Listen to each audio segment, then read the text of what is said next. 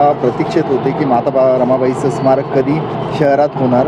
अखेर तो दिवस उगवत आहे. उद्या या स्मारकाचं उद्घाटन होणार आहे. एकूणच आपण आज काय इथे कशाप्रकारे भेट दिली, कशा प्रकारची पाहणी केली? माता रमाईचे स्मारक व्हावे अशा सर्व पिंपरी चिंचवडकरांना त्याची प्रतीक्षा होती. खरं बघितलं तर 20-22 वर्षाचा लढा दिल्यानंतर उद्या साक्षात ते जो दिवस येणार आहे तो दिवस उद्या आमच्या पिंपरी चिंचवडकरांच्या दृष्टीने अतिशय महत्त्वाचा असणार आहे. खरं बघितलं तर माता रमाईंचा त्याग आणि त्यातून भारतरत्न डॉक्टर बाबासाहेब आंबेडकर निर्माण झाले याच्या पद्धतीचं स्मारक या ठिकाणी करण्यात येणार आहे.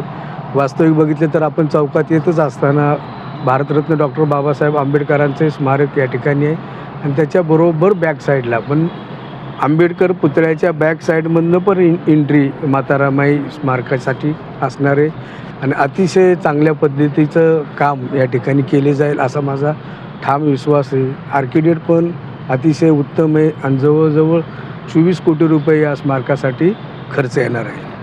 एकूणच म्हणजे ही जी जागा होती PMTच्या मालकीची होती आणि जागा द्यायला प्रशासन तयार नव्हता. एकूणच जे आंबेडकरी विचाराचे तुम्ही सगळे जे नेते मंडळी आहेत त्यांच्या लढ्याला यश आलं का? नाही, प्रशासनाने आम्हाला सदैव मदतच केलेली. शेवटी आरक्षण पडत असताना ते आरक्षण PMPLचं होतं.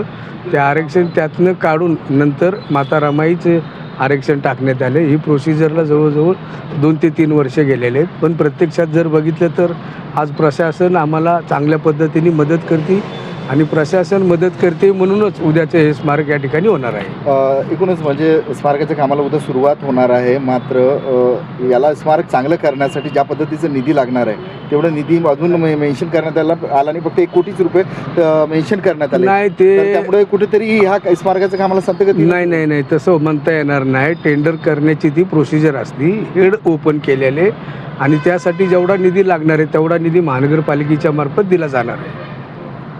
ओके.